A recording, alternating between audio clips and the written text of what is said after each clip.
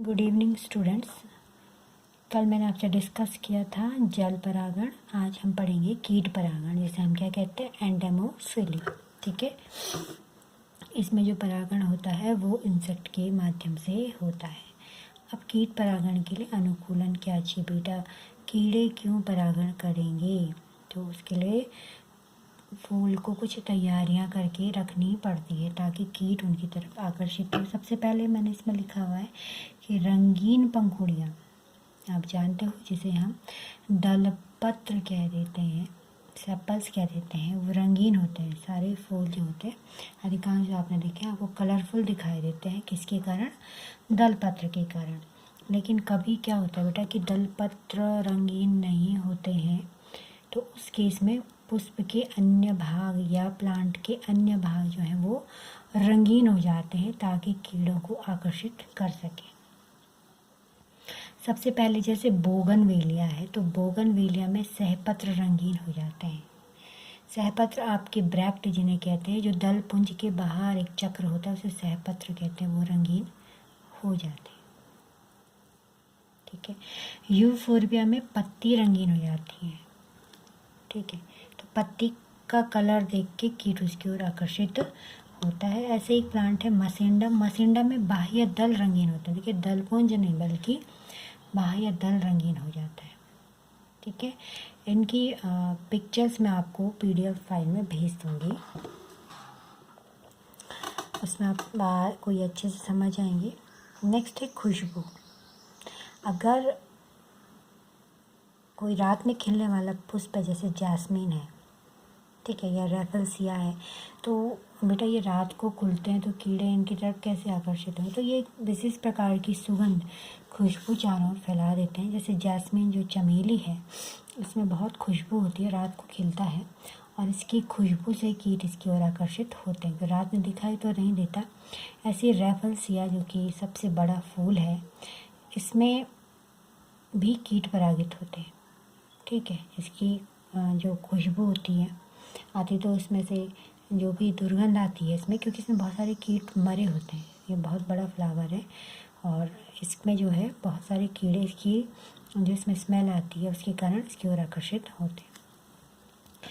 तीसरी कंडीशन क्या है बेटा? अगर पुष्प छोटे हैं, ठीक है, जैसे आपने देखा होगा सूरजमुखी और गेंदे में जो होते हैं, उसमें अगर हम उसकी बात करें तो उसमें पुष्प अलग नहीं होता, उसमें ये पुष्प क्रम होता है, इसे मुंडक पुष्प क्रम कहते हैं। इसके बीच में ये री फ्लावर्स होते हैं और साइड में डिस्क फ्लावर होते हैं। ठीक है, तो इसमें बहुत सारे फूल होते हैं। ये पुष्प क्रम है, मुंडक पुष्प क्रम। एक छोटा सा फूल तो दिखेगा नहीं, तो सारे फूल क्या होते हैं? पुष्प क्रम के रूप में व्यवस्थित हो जाते हैं। तो इस प्रकार का पुष्प क्रम सूरजमुखी और गेंदे में पाया जाता है।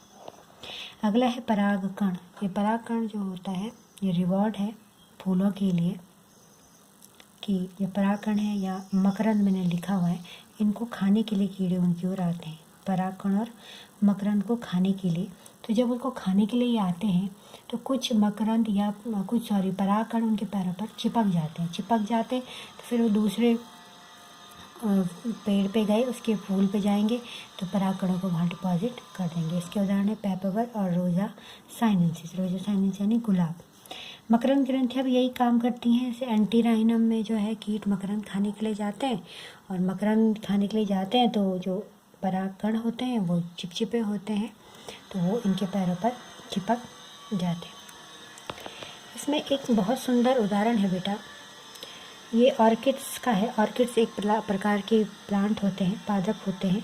तो जो ये ऑफरिस नामक ऑर्किड है, इसका जो दलपुंज है, दलपुंज यानी जो रंगीन भाग है, वो बिल्कुल मादा पतंगे की तरह दिखाई देता है। एक मौत होती है, उस मौत की फीमेल की तरह बिल्कुल इतना सुंदर दिखाई देता है, और नर पतंग इसको मादा पतंग समझकर इसकी ओर आकर्षित होता है। ठीक है, तो ये इस प्रकार का अपना अनुकूलन बना लेती है कि नर पतंग इसकी ओर आकर्षित होता है, आकर्षित होने के कारण वो इसके परागकण अपने पैरों में ले जाता है। ठीक है, और इसके पर परागण में मदद करता है। तो क्योंकि नर पतंग जो है इसकी ओर आकर्षित हो रहा है कॉपुलेशन के लिए, इसे स्यूडो कॉपुलेशन भी हम कह देते हैं। ये ओफायरस नामक ऑर्किड में देखा गया। तो ये तो एक जनरल बात थी। बाकी आप जानते हो कि कीटों के द्वारा परागित होने के लिए परागकणों का चिपचिपा होना ज़रूरी है। चिपचिपा होना ज़रूरी क्यों है? तभी तो वो पैरों में चिपकेंगे कीटों के। दूसरा, पुष्पक्रम बहुत आवश्यक है। भाई जो छोटे पुष्प हैं उसकी ओर कीट नहीं आकर्षित होंगे, तो उन्हें पुष्पक्रम के रूप में व्यवस्थित होना पड़ेगा, इसीलिए कीट उनकी ओर आकर्षित होंगे। तो कुछ जनरल कंडीशन थी। अब हम कुछ विशेष कंडीशन के बारे में पढ़ते हैं जो कीट परागण में देखी गई है।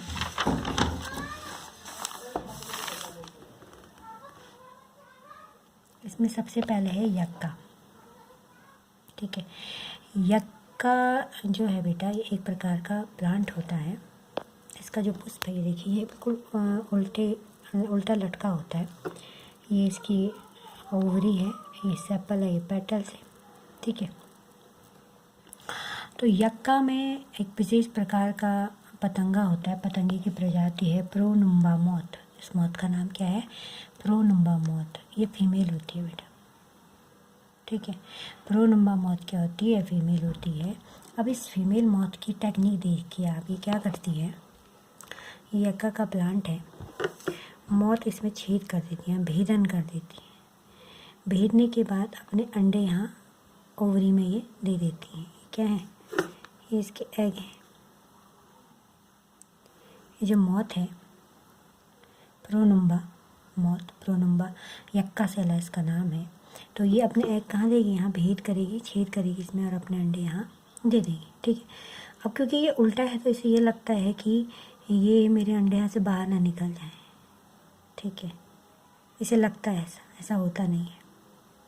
तो ये जो यहाँ पे आपका दिख रहा वर्तिका है, इस वर्तिका को ये परागकण से बंद कर देती है। इसमें बहुत सारे परागकण डिपॉजिट कर देती है, लाएगी और इसकी जो यक्का के फ्लावर यहाँ से परागकण लाएगी और यहाँ से ये ट्यूब को, होलो ट्यूब को बंद कर देती है। अब बंद करने के बाद क्या होता है कि ये पॉलन ग्रेन यहाँ परिपक्व होते हैं, अंकुरित होते हैं और आपकी ओवरी में जो अंड सेल है उसको निषेचित कर देते हैं।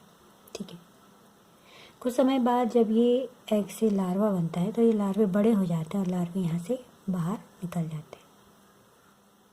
ठीक है, तो मैंने इसमें लिखा हुआ है कि जो ये प्रोनुम्बा फीमेल होती हैं ये अपने एग ओवरी में डिपॉजिट करती हैं। Also deposit some pollen grains in the hollow stigma. Stigma में डिपॉजिट करती हैं पोलन ग्रेन्स। पोलन ग्रेन क्यों डिपॉजिट कर रही हैं? अपने एग्स की सुरक्षा के लिए। और इस प्रकार यहाँ क्या हो गया? परागण हो गया, पॉलिनेशन हो गया। तो ये बड़ा अच्छा उदाहरण है बेटा सहजीविता का और सहविकास का। सहजीविता क्या होती है? सहजीविता का मतलब एक दूसरे पर निर्भर होना, इनका जीवन एक दूसरे पर निर्भर है। ठीक है, ये मॉथ ने इसकी हेल्प करी, परागकण लाया तो पॉलिनेशन हुआ, तो बीज बना और बदले में इसने क्या करा? इसके जो अंडे हैं उनको रहने के लिए स्थान दिया, खाने के लिए दिया, भोजन दिया और जब ये विकसित हो गए तो इन्हें बाहर भेज दिया। तो ये सहजीविता और सहविकास। अब सहविकास क्या होता है? सहविकास ये होता है बेटा कि अगर इस मॉथ में कुछ बदलाव आता है तो इस यक्का के फ्लावर्स में भी कुछ बदलाव आएगा, क्योंकि ये एक दूसरे के बिना नहीं रह सकते। अगर मॉथ मर गया तो यक्का का प्लांट नष्ट हो जाएगा, बीज ही नहीं बनेंगे, और यक्का का प्लांट नष्ट हो गया तो मॉथ ही नहीं बनेंगे, मॉथ के लार्वा कहाँ डेवलप होंगे। तो ये टोटली एक दूसरे पर डिपेंड है और इनका विकास भी साथ होता है। अगर इसमें चेंज होगा तो इसमें भी चेंज होगा, मॉथ में चेंज होगा तो यक्का में भी चेंज होगा। इनका कोई इवोल्यूशन एक साथ होता है और अगर ये नष्ट हुआ तो ये भी नष्ट होगा, ये नष्ट होगा तो ये भी नष्ट होगा, तो ये कोई एग्जिस्टेंस भी है। तो आपको ये याद रखना है कि यक्का का प्लांट है, इसमें जो पतंगे की प्रजाति है उसका नाम है प्रोनुम्बा यक्कासेला और ये सहजीविता और सहविकास को प्रदर्शित करते हैं। ठीक बेटा, नेक्स्ट है हमारा साल्विया।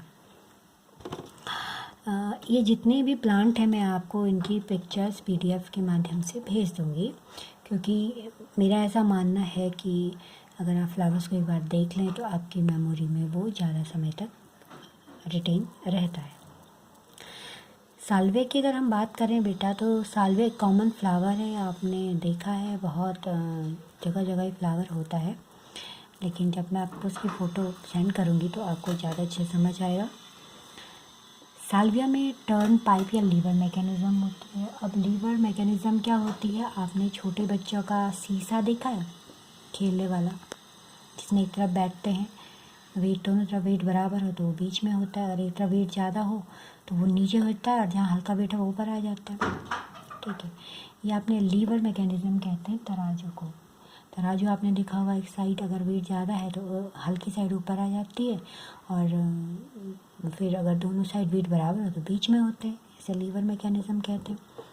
ये लीवर मैकेनिज्म आपने फिजिक्स में भी पढ़ी है। ठीक है, अब सबसे पहले हम साल्विया के फ्लावर्स के बारे में पढ़ते हैं। बेटा ये जो फूल होता है ये द्विलिंगी पुष्प है। ठीक है, द्विलिंगी है, यानी इसमें नर और मादा दोनों अंग उपस्थित है। इसमें जो मैंने सबसे बड़ी बात लिखी है भिन्नगाल पक्वता, ये प्रोटोएंड्री है। प्रोटोएंड्री मतलब इसमें स्टमन का विकास पहले हो जाता है। इसमें स्टमन का विकास पहले हो जाता है। इसमें पुंकेसर के अंदर परागकण पहले विकसित हो जाते हैं, स्त्री केसर बाद में विकसित होता है। दूसरा फ्लावर की कंडीशन मैंने लिखा है द्विओष्ठीय दलपुंज। इनका दलपुंज ऐसे होता है जैसे हमारे होंठ हैं, ऊपरी होंठ और निचला होंठ। ठीक, देखिए ऊपरी होंठ निचला होंठ। तीसरा इसका जो पुंकेसर होता है, इसके पुंकेसर में एक मैंने बनाया है, जैसे आपने देखा होगा पुंकेसर की संरचना ऐसे होती है बेटा, देखा है ना आपने। ये योजी मैंने आपको वहाँ पे बताया था, नीचे पुतंतु है, ये क्या है पुतंतु है, ये योजी है। ये क्या होता है बंध है उत्तक है। अगर ये योजी बड़ा हो जाए, देखिए ये योजी लंबा हो जाए तो पुंकेसर के दोनों जो पराग कोष हैं वो दूर दूर हो गई। समझ रहा मेरी बात। योजी के बड़े होने से ये जो दो लोब हैं दूर हो गई हैं। यही कंडीशन यहाँ होती है। ये तंतु है और ये योजी लंबा हो गया, देखिए इतना बड़ा हो जाता है, तो एक लोब नीचे आता है, एक लोब ऊपर आता है। जो लोब ऊपर होता है उसे हम क्या कहते हैं फर्टाइल परागकोश। फर्टाइल यानी इसमें परागकण बनते हैं। और जो लोब नीचे दिख रहा है आपको वो स्टेराइल है, वो बंद है, इसमें परागकण नहीं बनते। इसमें परागकण बनते हैं, इसमें परागकण नहीं बनते। तो पुंकेसर की सबसे बड़ी बात क्या है कि योजी के लंबे होने से जो पुंकेसर के परागकोश से दो भागों में बढ़ते हैं, ऊपरी परागकोश निचला परागकोश। ये फर्टाइल है, ये स्टेराइल है। ठीक बेटा, अगला मैंने लिखा है कि परागकण परिपक्व या पुराने पुष्प पर ही, परागण जो होता है वो पुराने फूल पर होता है। क्यों? क्योंकि पुराने फूल में, देखिए मैंने बोला था ना, ये आपका प्रोटोएंड्री है, स्टैमेन पहले बन जाता है। तो स्टैमेन पहले बन गया तो जो पुराना फूल होता है उसमें स्टैमेन नष्ट हो जाता है। केवल अब देखिए इसका जो फीमेल पार्ट है, फीमेल पार्ट जो है वो डेवलप होता है। ये इसकी वर्तिका है, ठीक है, तो पुराने फ्लावर पे होगा। अब अगला इसमें जो इम्पोर्टेंट होता है वो इसमें मकरंद होता है। देखिए फूल में मैंने आपको बताया है कि यहाँ मकरंद ग्रंथियाँ होती है। दूसरा मैंने लिखा है कि इसका जो निचला होंठ है वो कीट का कार्यस्थल है। सारे काम निचले होंठ पे होंगे। क्यों होंगे? क्योंकि निचले होंठ पे मकरंद ग्रंथियाँ हैं। ठीक, अब इसकी मैकेनिज़्म को समझते हैं। मैकेनिज़्म क्या है बेटा कि ये कीट जो है ये यंग फ्लावर है, ठीक है, इसमें स्टमन विकसित हो चुका है, परागकण इसमें बन चुके हैं। आप देखिए ये कीट जो है मकरंद खाने अंदर घुसा, कीट जो है मकरंद खाने अंदर घुसा तो इसने नीचे वाले को प्रेस करा। जो नीचे वाला लोब है ना, ये वाला लोब, इसको ये झटके से नीचे प्रेस करेगा। जब इसको नीचे प्रेस करेगा तो ये नीचे आएगा तराजू की तरह। आपने इसको प्रेस करा तो ये नीचे आएगा। आप इमेजिन करिए कीड़ा यहाँ बैठा है, इसके बैठने से ये लोग नीचे गया तो ये लोग नीचे आया। नीचे आने से इसके परागकण जो होते हैं वो गिर करके कीट के पंख पर गिर जाते हैं। देखिए ये इंसेक्ट है, ये अंदर जा रहा है और इसको इसने दबाया नीचे को, और ये परागकण ऊपर के जो फर्टाइल कोस्ट है उससे इसके पीठ पर गिर गए। और ये कीट जब पुराने फूल पर पहुँचा तो इसके बैक पे जो परागकण लगे हैं वो वर्तिकाग्र पे अटैच हो गए। इसके बैक पे जो परागकण लगे हैं वो कहाँ अटैच हो गए? वर्तिकाग्र पर अटैच हो गए, और ये इसमें निषेचन की क्रिया करा देगा,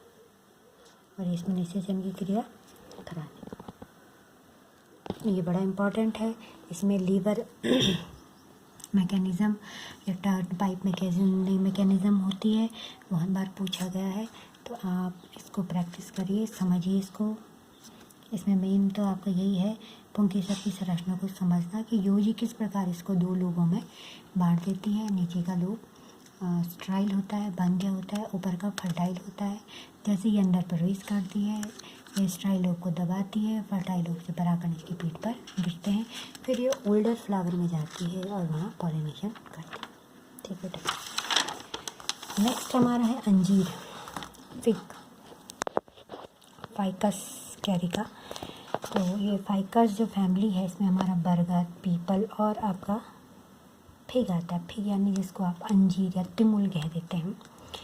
तो इसमें ट्रैप डोर मैकेनिज़्म होती है और ये किसके द्वारा होती है? एक वास्प होता है, ब्लास्टोफेगा, नाम आपको याद रखना है।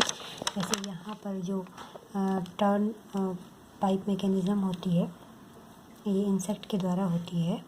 और ये यक्का में जो है प्रोनुम्बा यक्का शिला के द्वारा ये किया जाता है। यहाँ पर कोई भी कीट इसको कर सकता है। ठीक है। लेकिन यहाँ पे अंजीर में एक वास्प होता है। वास्प क्या होता है? बहुत छोटे कीट होते हैं। क्योंकि आपने देखा होगा ये जो अंजीर है, इसके बारे में पहले डिस्कस करते हैं। फाइकस कैरिका, इससे परागित होता है वास्प ब्लास्टोफेगा से। याद रखना आपको, एक वास्प होता है Blastophaga. Wasp is a types of a कीट इंसेक्ट का एक प्रकार है। इसमें हाइपैंथोडियम पुष्पक्रम है। हाइपैंथोडियम पुष्पक्रम क्या होता है बेटा? ये थैलेमस है आपका। थैलेमस यानी पुष्पासन है। और इस पर देखिए बहुत प्रकार के फूल लगे हुए हैं। देखें ऊपर जो है ये मेल फ्लावर है, जो मैंने ब्लू कलर से बनाए, मेल फ्लावर है। बीच में ये गर्ल फ्लावर है। गर्ल फ्लावर कुछ इस प्रकार के होते हैं। जैसे ये ओवरी है, इसमें ये वर्तिका सीधे ना निकल के यहाँ ऐसे तिरछे निकलती है ऐसे।